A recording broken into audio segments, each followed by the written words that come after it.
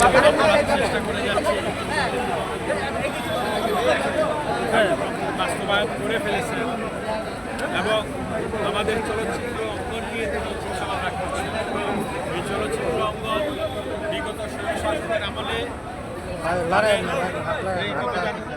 রাজনীতির কারণে তারা যে রাজনীতি করতো আমাদেরকে বলতেন ওদের হাতে গোলামের আমাদের বাংলাদেশের এটা প্রমাণিত হয়েছে।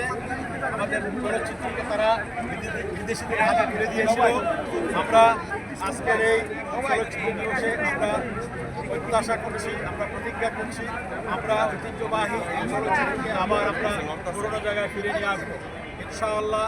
সরকারের পৃষ্ঠপোষকতা এবং বাংলাদেশের আপামর জনতার সহযোগিতা নিয়ে আমরা নতুন উদ্যোগ নিয়ে আমরা এখন থেকে নতুন চলচ্চিত্র নির্মাণ কাজ শুরু করব, যেটা বাংলাদেশের মানুষের জন্য আনন্দের হবে, বিনোদনের জন্য হবে, তথা শিক্ষণীয় কিছু থাকবে, দেশ এবং জাতির জন্য প্রত্যেকটা চলচ্চিত্র সেইভাবে আমরা চলচ্চিত্র করব। এখানে কোনো নোংরা কোনো ভালগার সিনেমা চলবে না। এখানে কোনো নত রাজনীতি যারা করতো, নত রাজনীতি করে যারা আমাদের চলচ্চিত্র ধ্বংস করে দিয়েছে তাদেরকে আমি ঘৃণা করছি আজকের এই দিনে।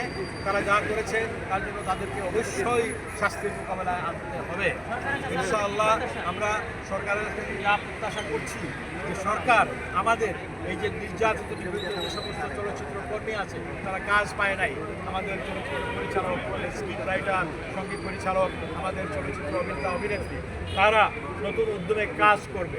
আমরা মূল্যায়ন করব যারা বিগত দিনে আমাদের সাথে ছিল তাদেরকে আমরা প্রথম প্রায়োরিটি দেব, তারপরে অন্য কিছু। কিন্তু সবার আগে বাংলাদেশ, সেই উদ্দেশ্য নিয়ে আমরা কাজ করব।